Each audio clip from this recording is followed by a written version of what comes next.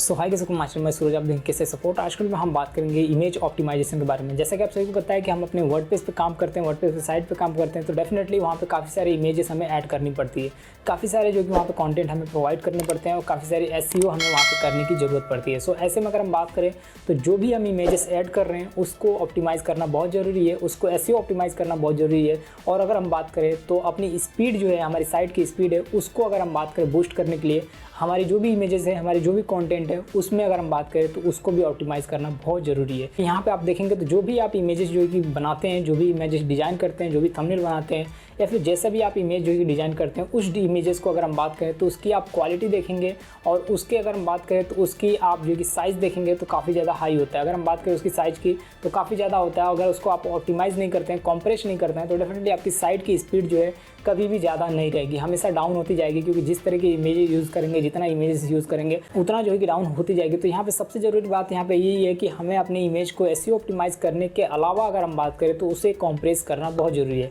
अब यहाँ पे आप पूछेंगे कि कॉम्प्रेस करने के कौन से प्लगइन है, कौन से टूल है, तो मैं आपको बता दूँ बहुत सारे ऐसे प्लगइन्स हैं, लेकिन वो प्लगइन्स उतने भी बेटर नहीं है कि जो कि आपको फुल्ली कॉम्प्रेस करके दे दे। मतलब जो 300 KB का फाइल है उसको जो है कि 60 KB में बना दे, 30 KB में बना दे, ऐसा कुछ है नहीं। अगर हम बात करें तो ऐसा मैं आपको एक टूल बताने जा रहा हूँ, उसकी मदद से आप अपनी फाइल की साइज़ को, आप अपने इमेजेस की साइज़ को काफ़ी हद तक कम कर पाएंगे। मैं आपको लाइव प्रूफ दिखाने वाला हूँ कि कितना हद तक जो है कि आप उसको कॉम्प्रेस कर सकते हैं और कितनी बेटर तरीके से सेम क्वालिटी को इस्तेमाल कर सकते हैं अपने वर्डप्रेस में। तो चलिए बात करते हैं और इसी के बारे में मैं आपको बताने वाला हूँ कि किस तरीके से एसईओ ऑप्टिमाइज़ करेंगे और किस तरीके से हम अपने इमेजेस को कॉम्प्रेस करेंगे। हर एक डिटेल्स आज के शेड्यूल में कंप्लीटली मैं आपको गाइड करने वाला हूँ। तो चलिए शुरू करते हैं। और अगर आप फर्स्ट टाइम चैनल को विजिट करें, चैनल सब्सक्राइब कीजिए, लाइक कीजिए, वीडियो को शेयर करिए अपने दोस्तों के साथ में, क्योंकि वर्डप्रेस से रिलेटेड और ब्लॉगिंग से रिलेटेड काफ़ी सारे ट्यूटोरियल मैं लेके आता रहता हूँ। तो चलिए शुरू करते हैं और जानते हैं कि किस तरीके से हम आप इसे एसईओ ऑप्टिमाइज़ करेंगे, किस तरीके से कॉम्प्रेस करेंगे और किस तरीके से हम इमेज को ऑप्टिमाइज़ कर सकते हैं। तो चलिए शुरू करते हैं और जानते हैं किस तरीके से आप अपने इमेजेस को ऑप्टिमाइज़ कर सकते हैं। जैसा कि आप सभी को पता है कि वेबसाइट में जो भी पोस्ट आप लिखते हैं, जो भी आर्टिकल यहाँ पे लिख रहे हैं,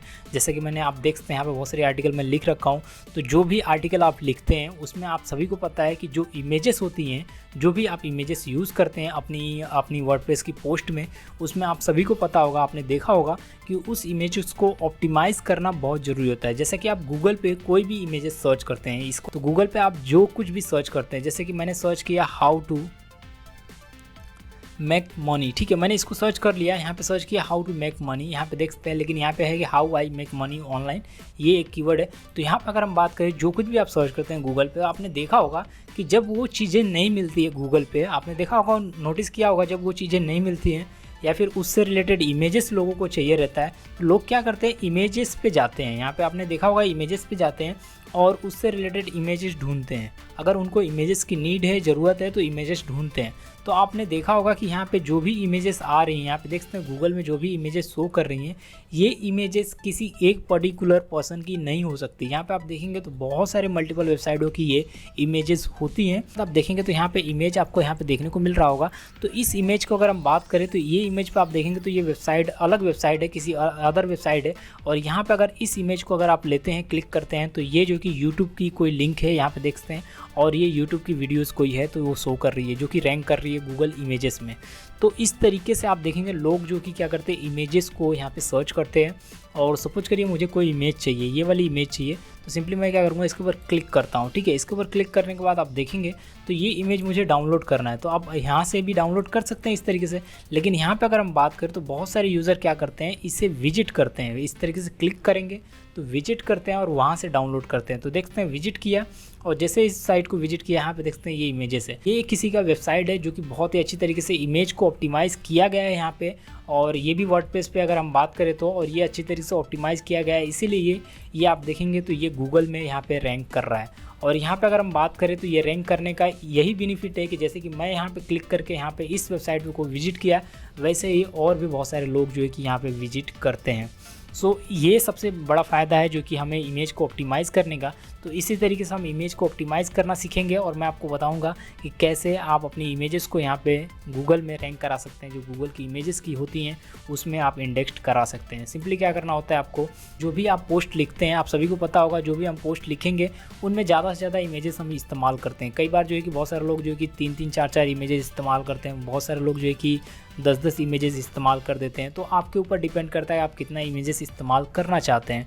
तो जितना बड़ा आपका पोस्ट होगा, जितना अगर हम बात करें पोस्ट की लेंथ जितनी बड़ी होगी, उतना ज़्यादा आप जो है कि वहाँ पे इमेजेस यूज़ कर सकते हैं। लेकिन यहाँ पे अगर हम बात करें तो बहुत सारे लोग क्या करते हैं कि उनमें आर्टिकल में जो आर्टिकल होती है, जो कंटेंट होता है, वो बहुत लिमिटेड होता है और बहुत कम होता है। उसमें क्या करते हैं वो लोग बहुत सारी इमेजेस डाल देते हैं। सो ये बहुत गलत होता है, ये नहीं करना चाहिए। आपको क्या करना चाहिए कि अगर कंटेंट आप 1000 वर्ड का आपने लिखा है तो डेफिनेटली उसमें 2 या 3 इमेजेस यूज़ कर सकते हैं। अगर 1000 से ऊपर का आपने आर्टिकल लिख रखा है, कंटेंट लिख रखा है, तो उसमें 3, 4, 5 जितना भी आप अपने हिसाब से एडजस्ट कर सकते हैं एज अ हेडिंग के हिसाब से, ठीक है। सो कोशिश यही करिएगा कि अगर आप ज़्यादा कंटेंट लिख रहे हैं तो उसमें 4-5 इमेजेस डाल सकते हैं, और अगर आप कम कंटेंट लिख रहे हैं तो उसमें 1 या 2 ही इमेज रखें। फिर हम बात करें इमेज ऑप्टिमाइजेशन की, तो ये इमेज आप देख सकते हैं यहाँ पे आ चुका है, और इस इमेज पे आप क्लिक करना है आपको। और क्लिक करने के बाद अगर हम बात करें तो सबसे पहला स्टेप होता है कि आप इंसर्ट लिंक पे क्लिक करना होता है। यहाँ पे देख सकते हैं ये बहुत सारे मल्टीपल ऑप्शन देखने को मिलते हैं। तो यहाँ पे इंसर्ट लिंक पे क्लिक करना होता है और अपनी मीडिया फाइल का जो भी है उसका एक लिंक देना होता है। जैसे सपोज करिए आपका ये मेरा है ksidtutorial.com, तो इसको मुझे देना होता है कि ताकि इसी पे अगर कोई क्लिक करे तो इसी वेबसाइट पे रिडायरेक्ट हो बार बार। जो कि इससे ये फ़ायदा होगा कि अगर सपोज करिए कि यहाँ पे कोई भी यूज़र, यहाँ पे जो भी यूज़र है, अगर ये अपनी वेबसाइट का लिंक नहीं दिया होता ये वेबसाइट पे, तो आप इसकी वेबसाइट को विजिट ही नहीं कर पाते। इस यूज़र को आप देखेंगे तो इसकी वेबसाइट पे अगर लिंक ना दिया होता तो क्लिक करता तो ये वेबसाइट पे मैं ओपन नहीं हो पाता, ना जा पाता। तो यहाँ पे अपना लिंक जो है कि देना बहुत ज़रूरी है। आप यहाँ पे लिंक दे दीजिएगा।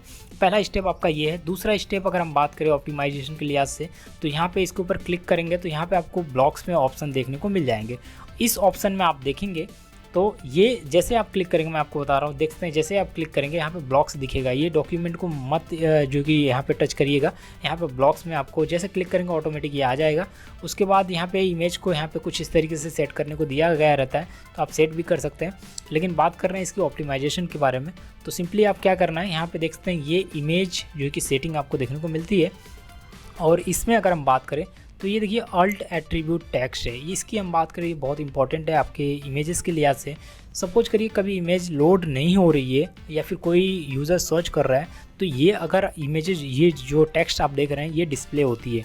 सपोज करिए कोई भी यूज़र इसको जो कि इस पोस्ट को रीड कर रहा है और ये जो अगर ये इमेज है ये लोड नहीं हो रही है, तो ये टेक्स्ट आपको शो करने को मिलेगा। तो उसका बेनिफिट आपको देखने को मिलता है। और सर्चेस में ये जो टेक्स्ट है, आपको सभी को पता होगा कि ये जो टेक्स्ट है जो हमने कीवर्ड डाल रखे हैं, ये अगर हम बात करें, क्योंकि हम इसी पर्टिकुलर कीवर्ड को टारगेट भी कर रहे हैं तो इसको हमने डाल रखा है। तो यहाँ पे अगर हम बात करें, कोई भी यूज़र यहाँ पे आता है, मैं आपको दिखा रहा हूँ एग्जाम्पल, एक एग्जाम्पल सेट करके दिखा रहा हूँ। यहाँ पे ये ब्लॉक्स पे क्लिक किया, मैं इसकी इमेज पे क्लिक करता हूँ।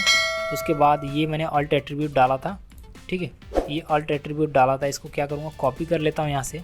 सपोज करिए गूगल पे कोई भी यूज़र आता है और यहाँ पे सर्च करता है, ठीक है, यहाँ पे कुछ इस तरीके से सर्च करता है और यहाँ पे जैसे ही सर्च करता है तो इससे रिलेटेड बहुत सारी इमेजेस यहाँ पे आ जाएंगी, ठीक है, बहुत सारी इमेजेस यहाँ पे देखने को मिलेंगी।